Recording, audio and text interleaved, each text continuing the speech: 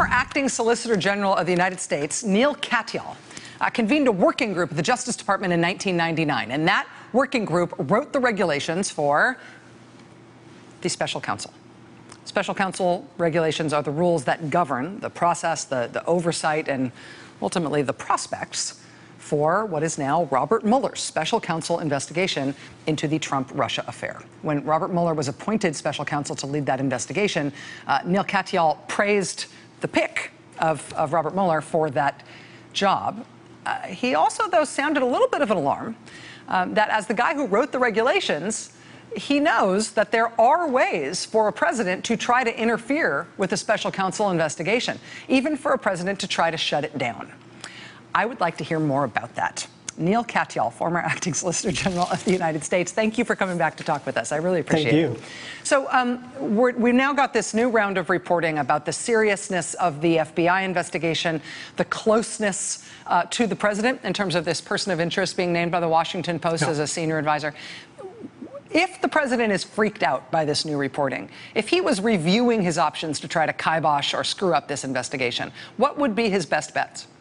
So the first thing to say, Rachel, and just following on Devlin, your first guest, is, I have to start by just saying, we think of checks and balances and so on as being courts and so on, we constitutional lawyers, but the real story this week is the press and people like Devlin and the New York Times doing that kind of reporting, which is just, I think, what our founders envisioned in the First Amendment, and checks and balances really, truly working. And that's actually the answer to this question, which is, sure, there are all sorts of ways a president can stymie a special counsel, but the regulations were drafted with a lot of input from, Eric Holder, Janet Reno, the bipartisan group on the Hill, to try and say sunlight is the best way to try and avoid a president who's going to try and interfere. So all of those options that you mentioned, like firing Mueller or ordering the Deputy Attorney General to fire Mueller, all of those are things that would have to be forced out into the sunlight, and the president would then have to justify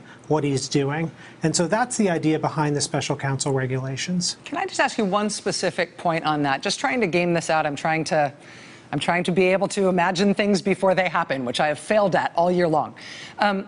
If the president did direct the Deputy Attorney General to do something related to this investigation and the Deputy Attorney General said no, the president responded by firing him, would those responsibilities of the Deputy Attorney General then fall to somebody else below him in the Department of Justice hierarchy, or would the Senate need to confirm a new Deputy Attorney General for Robert Mueller to report to, essentially, as special counsel?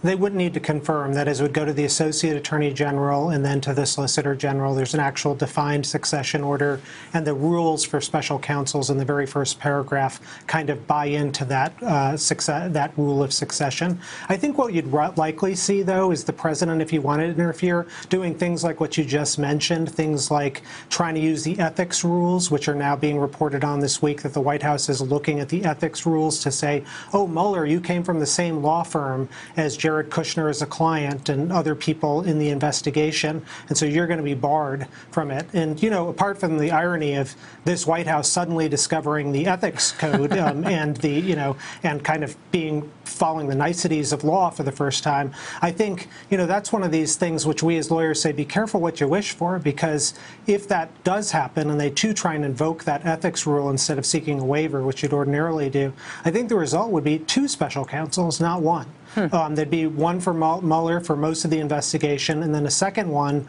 for these people who were at Mueller's old law firm. And I can't imagine that's a good thing for the White House. No, exactly. Both of them empowered to investigate as they saw fit. Let me ask you about one other issue that you raised today in an op-ed in the Washington Post, which I had not thought of at all before I read your piece on this. You suggested that one way the investigation could be impeded is if Congress screwed it up on purpose, basically. If a committee decided to start granting immunity to witnesses, telling witnesses, you'll be immune from prosecution, come tell us what you know, thus interfering with the ability to prosecute that witness or to otherwise sort of make use of them for the inquiry that Mueller would be leading with the FBI. Is that first of all, did I get that right? And it would take like a two-thirds vote of any committee to grant that immunity. So it'd have to be a pretty big effort by any committee to do that.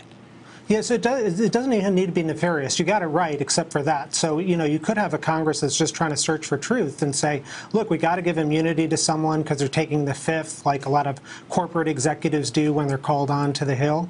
And we actually have precedent for this. This happened in Oliver North. That is, Oliver North was given that immunity for his congressional testimony, not for criminal prosecution. And then the independent counsel later prosecuted him, and Oliver North's convictions were thrown out because they found those convictions tainted, because they said, look, Oliver North testified, gave this evidence before the committee, and maybe the prosecutors used it, maybe they didn't. I think, what this underscores is, if I'm the president right now, the first thing I'm doing is lawyering up. And, he can't rely on the government lawyers who, after all, have an obligation to the public. He's got to get his own set of lawyers. And I suspect that's true about the White House more generally and the White House senior staff. And so I think we're going to be seeing all sorts of complicated moves between the White House and private lawyers as well as Congress. Wow.